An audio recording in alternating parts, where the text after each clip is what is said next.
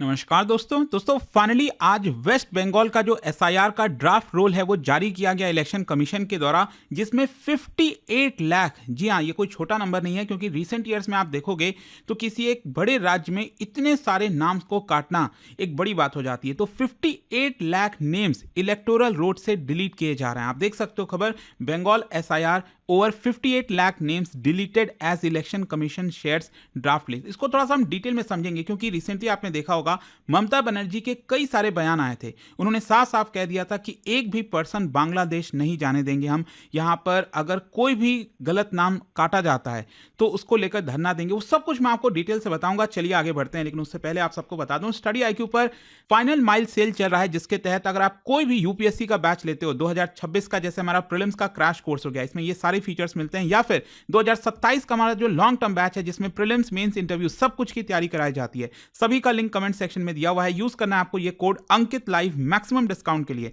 और ये एक फोन नंबर है, अगर आपको कोई भी डाउट है, प्रॉब्लम है, कॉल कर सकते हैं, मेरी टीम आपको अच्छे से गाइड कर देगी। चलिए शुरुआत करते हैं। सबसे पहले ये देखते हैं कि एग्जैक्टली हुआ क्या है। देखिए, इलेक्शन कमीशन ऑफ इंडिया ने पब्लिश किया है draft electoral rolls of West Bengal. ध्यान रखिएगा, ये ड्राफ्ट है अभी के लिए, और इसके तहत बेसिकली यहां पर जो स्पेशल इंटेंसिव रिवीजन है उसको एक कदम और आगे बढ़ाया गया। क्या है कि 58 लाख वोटर का जो नाम है वो डिलीट किया जा रहा है। इस ड्राफ्ट में जो बताया गया कि 58 लाख वोटर का नाम नहीं रहेगा, and this is one of the largest voter list clean up exercise in West Bengal, अगर आप रीसेंट ईयर्स में देखो। और इंपॉर्टेंट इसलिए हो जाता है क्योंकि अगले साल ही वेस्ट बंगाल का असेंबली इलेक्शन है, और इसी की वजह से ये बहुत ज्यादा कंटेंशियस बनता जाता है। अच्छा, यहां पर स्पेशल इंटेंसिव रिवीजन क्या है? देखो, एसआईआर बेसिकली एक कॉम्प्रिहेंसिव वोटर लिस्ट का रिवीजन एक्सरसाइज है जो कि इलेक्शन कमीशन ऑफ इंडिया कर रहा है। देखो, नॉर्मली क्या होता है कि जब भी कोई चुनाव आता है तो उसके पहले कुछ ना कुछ एक्सरसाइज होते हैं, लेकिन वो बहुत ही छोटे लेवल पर होता है। ये तो क्या है कि एसआईआर के अंदर फिजिकल वेरिफिकेशन होता है, डोर टू डोर सर्वेज होते हैं, स्ट्रिक्ट स्क्रूटनी होती है बूथ लेवल ऑफिसर्स के द्वारा, और यहां पर जो इनएलिजिबल वोटर्स हैं उनको हटाया जाता है, जो डुप्लीकेट एंट्रीज हैं उसको एलिमिनेट किया जाता है, जो एरर्स हैं उसको सही किए जाते हैं, आउटडेटेड रिकॉर्ड्स को सही किए जाते हैं, ताकि free fair and credible election हो सके। तो एसआईआर बहुत इंपॉर्टेंट होता है डेमोक्रेसी के अंदर, और ये बहुत बड़े स्तर पर चलता है। अच्छा, यहां पर अब क्वेश्चन ये है कि 58 लाख नेम्स को क्यों हटाया गया? देखो, इलेक्शन कमीशन ऑफ इंडिया का यह कहना था कि उन्होंने बहुत सारी चीजें डिटेक्ट की। फील्ड लेवल वेरिफिकेशन जो हुआ तो उसमें कई वोटर्स डिजीज थे, मतलब ऑलरेडी उनकी मृत्यु हो चुकी थी, फिर भी उनका नाम उस पे ऊपर था। फिर कई ऐसे वोटर्स हैं जो माइग्रेट कर गए थे, वहां पर उस कॉन्स्टिट्यूएंसी में नहीं रह रहे थे, फिर भी उनका नाम उस वोट इलेक्टोरल रोल में था।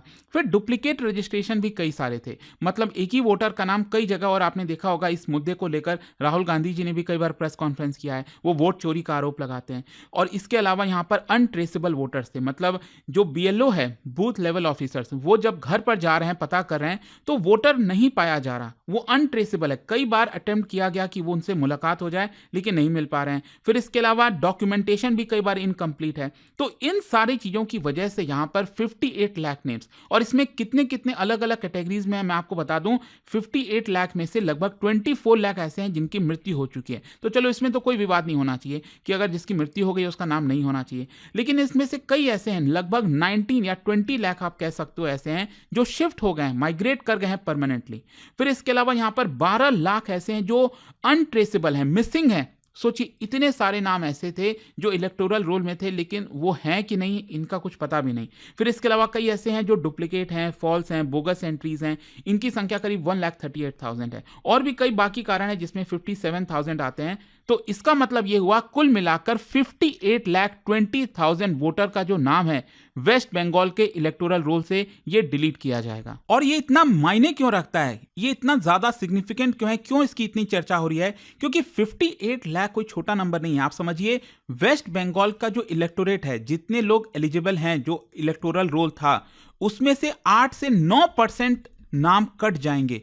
तो जस्ट इमेजिन करो, 1/10 जो है अगर इलेक्टोरल रोल में से नाम कट जाएगा, तो इसका मतलब एक बहुत बड़ा एक्सरसाइज हो रहा है, एक मेजर रिकैलिब्रेशन हो रहा है वोटर डेटा का, and that is why it is considered one of the largest SIR exercises in a single state in recent years.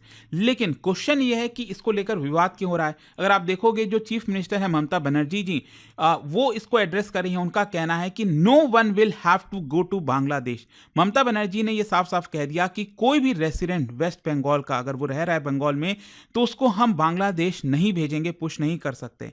People are being unnecessarily scared using misinformation. Mamata Banerjee कह रही हैं, एक तो आपने देखा ही होगा बार बार कि जो अपोजिशन है, चाहे कांग्रेस पार्टी है, ममता बनर्जी भी, वो खिलाफ है एसआईआर के, कि एसआईआर जानबूझकर यूं इसलिए किया जा रहा है ताकि बीजेपी को फायदा दिया जा सके, उनके जो वोटर्स का नाम है जानबूझकर काटने की कोशिश की जा रही है। सो स्टेट गवर्नमेंट और जो तृणमूल कांग्रेस पार्टी है will stand by every genuine citizen, ऐसा यहां पर ममता बनर्जी का कहना है। और ये जो रिमार्क है बेसिकली ऐसा वो इसलिए कह रही हैं ताकि उनका कहना है कि जो पैनिक हो रखा है लोगों के अंदर उसको हटाया जाए, स्पेशली बॉर्डर डिस्ट्रिक्ट में। अगर आप देखोगे वेस्ट बंगाल का मैप, तो यहां पर बहुत सारे डिस्ट्रिक्ट हैं जिनका डायरेक्ट बॉर्डर शेयर होता है बांग्लादेश के साथ। तो यहां पर मुर्शिदाबाद हो गया, नादिया हो गया, नॉर्थ 24 परगना, साउथ 24 परगना, यहां पर जो लोग रह रहे हैं ना स्पेशली, उनमें काफी ज्यादा पैनिक सा सिचुएशन है। इसलिए ममता बनर्जी ये कह रही थी जो पुअर माइग्रेंट और माइनॉरिटी कम्युनिटीज के लोग हैं उनके अंदर काफी पैनिक सिचुएशन है, और कई ऐसे लोग हैं जिनका डॉक्यूमेंटेशन शायद कंप्लीट नहीं है, उनके नाम कट सकते हैं। और इसीलिए उन्होंने यहां पर आरोप लगाया डायरेक्टली बीजेपी पर, सेंटर पर, और इनफैक्ट इलेक्शन कमीशन पर भी, कि वो जानबूझकर बीजेपी को फायदा दिलाने की कोशिश कर रहे हैं। सिर्फ यही नहीं, यहां पर आप देखोगे ममता बनर्जी का अभी जस्ट 3-4 दिन पहले ही एक स्टेटमेंट आया था, उन्होंने धमकी दी थी कि अगर एक भी एलिजिबल वोटर का नाम हटा तो मैं धरना दूंगी। तो लेट्स सी यहां पर जो अभी ड्राफ्ट रूल आया है इसको लेकर उनका आगे कदम क्या होता है। लेकिन क्वेश्चन यहां पर यह आता है कि वेस्ट बंगाल में ही एसआईआर इतना कंट्रोवर्शियल क्यों है। देखो यहां पर जो टाइमिंग है, सबसे पहले तो टाइमिंग को लेकर चर्चा हो रही है कि इलेक्शन के जस्ट पहले करके यहां पर मैनिपुलेट किया जा सकता है, पॉलिटिकल मैनिपुलेशन हो सकता है, इसका डर जो है ये ऑपोजिशन कह रहा है। और इसीलिए उनका कहना है कि 2026 का जब इलेक्शन आने वाला है उसके जस्ट पहले आप क्यों कर रहे हो। उधर इलेक्शन कमीशन कह रही है कि देखो ये तो तभी होगा ना जब इलेक्शन के पहले आएगा, और ये प्रोसेस है, देश में कहीं ना कहीं इलेक्शन चलते हैं लेकिन समय समय पर हमें एसआईआर करना पड़ता है। फिर इसके अलावा डिसएनफ्रेंचाइजमेंट का डर है, बहुत सारे पुअर सिटीजन्स हैं जिनके पास शायद बर्थ सर्टिफिकेट नहीं होगा, लैंड रिकॉर्ड नहीं होगा, ओल्ड वोटर डॉक्यूमेंट नहीं होगा, तो उनका नाम डिलीट होने का काफी खतरा है। फिर इसके अलावा एनआरसी जैसा एंग्जाइटी है। एसआईआर को बेसिकली आसाम के एनआरसी से कंपेयर किया जा रहा है कि कैसे आसाम के अंदर 19 लाख लोगों का नाम गया था, काफी लंबी लीगल बैटल चला, डिटेंशन सेंटर्स भी बने। तो ममता बनर्जी का यह कहना है कि यह बैकडोर एनआरसी है, पीछे से एनआरसी को लाने की कोशिश की जा रही है एसआईआर के थ्रू। ये यहां पर ये जो चीजें हो रही हैं, that is why West Bengal के अंदर ये काफी कंट्रोवर्सीज हो गई हैं इसको लेकर। अच्छा, यहां पर मैं आपको थोड़ा सा बांग्लादेश का एंगल भी बताता हूं, क्या है कि लोग इतना अफ्रेड क्यों हैं, डरे हुए क्यों हैं। क्योंकि अभी रिसेंटली कुछ खबरें भी आई थी कि दिल्ली एनसीआर में भी, स्पेशली गुड़गांव में, बहुत सारे ऐसे बांग्लादेशीज थे, बहुत से ऐसे लोग थे जिनको वहां से हटाया गया, वहां से उठा कर लोग पुलिस जो है डिटेन कर रही थी, उनको बंगाल की तरफ भेज रही थी, बांग्लादेश की तरफ भेज रही थी। सो बंगाल का अगर आप देखोगे specifically, it has a long history of cross border migration. जैसे 1947 में जब पार्टीशन हुआ तो उस समय तो हुआ ही था, लेकिन साथ ही साथ जो 1971 में बांग्लादेश लिबरेशन वॉर हुआ, उस समय बड़े स्तर पर कई बांग्लादेशी भारत की तरफ आए थे क्योंकि परसिक्यूशन का खतरा था। फिर उसके बाद से लगातार क्रॉस बॉर्डर माइग्रेशन हुआ है, एंड इसकी वजह से जो आइडेंटिटीज हैं वो काफी मिक्स हो गई हैं, और इसीलिए काफी ज्यादा विवाद होता रहता है। अभी करंट डर यहां पर यह है, लोगों को डर यह है, बहुत सारे वहां पर जो रह रहे हैं, कि they will be declared as a foreigner, detain कर दिया जाएगा, उनको बांग्लादेश डिपोर्ट कर दिया जाएगा। तो कहीं ना कहीं ममता बनर्जी का जो स्टेटमेंट आया ना कि हम एक भी पर्सन को बांग्लादेश नहीं पुश करेंगे, भेजेंगे, तो वो उस डर को एक प्रकार से एड्रेस कर रही थी। और ममता बनर्जी ने यह भी कहा कि किसी भी पर्सन का जो सिटीजनशिप है वो इतना एब्रेक्ट तरीके से हम डिसाइड नहीं कर सकते, उसका एक लॉन्ग प्रोसेस होता है, उसके थ्रू हमें जाना चाहिए। अच्छा, यहां पर अब क्वेश्चन ये आता है कि ये ड्राफ्ट इलेक्टोरल रोल का मतलब क्या है, क्योंकि ये फाइनल नहीं है, ध्यान रखिएगा। क्योंकि अभी क्या है कि अभी ड्राफ्ट जारी किया गया, अब हो सकता है कोई जेन्युइन वोटर हो और उसका भी नाम गलत तरीके से कट गया, तो अब उसको लेकर पब्लिक स्क्रूटनी होगी, क्लेम्स होंगे, ऑब्जेक्शंस होगा, करेक्शन होगा जेन्युइन मिस्टेक का। तो डिलीशन एक्चुअल में अगर आप देखोगे तो अभी उसको टाइम है। इनफैक्ट मैं आपको ये दिखा भी देता हूं कि जैसे अभी ड्राफ्ट जारी हुआ है 16 दिसंबर को, और मिड जनवरी तक आपके पास समय है। कोई भी वेस्ट बंगाल में वोटर है वो इलेक्शन कमीशन के वेबसाइट पर जाकर चेक कर सकता है, और अगर उसका नाम नहीं है इलेक्टोरल रोल में तो वो क्लेम कर सकता है, ऑब्जेक्ट कर सकता है। उसको बेसिकली फॉर्म 6 यहां पर फिल करना होगा। अगर आप देखोगे जिनका भी वोटर्स का नाम नहीं है ड्राफ्ट के अंदर, तो वो फॉर्म 6 फिल कर सकते हैं, जहां पर डॉक्यूमेंट्स उनको देने होंगे, proof of identity, proof of residence, self declaration देना होगा अगर नेसेसरी हो तो, एंड एप्लीकेशंस को सबमिट सबमिट करना होगा ऑनलाइन, या तो आप ऑनलाइन भी कर सकते हो CEO वेस्ट बंगाल पोर्टल पर, या फिर ऑफलाइन भी BLO के थ्रू आप दे सकते हो, या फिर जो इलेक्टोरल रजिस्ट्रेशन ऑफिसर्स हैं उनको दे सकते हैं। तो ये जो ऑब्जेक्शन विंडो है वो मिड जनवरी तक खुला है और फाइनली फरवरी 2026 में जो इसका फाइनल इलेक्टोरल रोल है वो जारी होगा। तब एक्चुअल में डिसाइड होगा कि क्या ये 58 लाख ही रहता है या फिर इससे कम हो जाता है, 50 लाख होता है, 40 लाख होता है। वो डिपेंड करता है कितना करेक्शन होता है, नहीं होता है। अच्छा, लास्ट में जाने से पहले क्वेश्चन ये भी है कि ये जो भी कुछ हो रहा है ये भारत की डेमोक्रेसी के लिए क्यों इतना मैटर करता है। देखो, इलेक्टोरल रोल एक फाउंडेशन है किसी भी डेमोक्रेसी के लिए।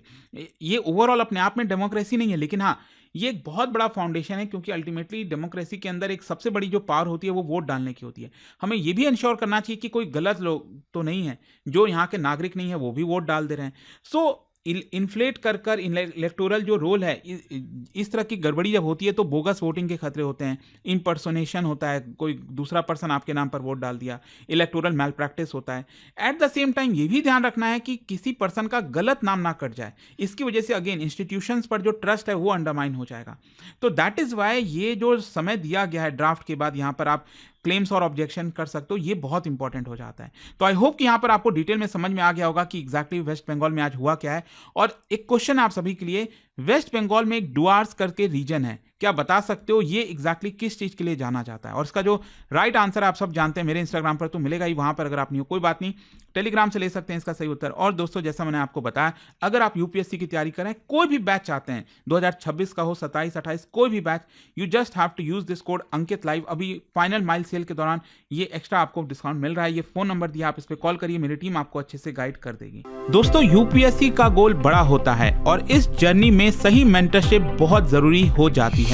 स्टडी IQ IAS लेकर आया है फाइनल माइल सेल, जिसमें यूपीएससी 2027 की कंप्लीट प्रिपरेशन मिल रही है सिर्फ 12,499 में। इस कोर्स में आपको मिलती है टॉप फैकल्टीज की गाइडेंस, प्रीलिम से लेकर इंटरव्यू तक full coverage, daily live evening classes, structured notes, previous year questions, test series और डेडिकेटेड मेंटरशिप। यानी एक एस्पिरेंट्स को जो भी चाहिए सब कुछ एक ही जगह। सीट्स लिमिटेड हैं, तो अगर आपका टारगेट है 2027, या परफेक्ट टाइम है शुरुआत करने का। बस स्टडी IQ ऐप खोलो, P2I बैच सर्च करो और यूज करो code Ankit live ANKITLIVE for extra discount. And कोई भी अगर आपको डाउट हो तो इस फोन नंबर पर कॉल करिए, नंबर है 092400232393। मेरी टीम आपको अच्छे से गाइड कर देगी।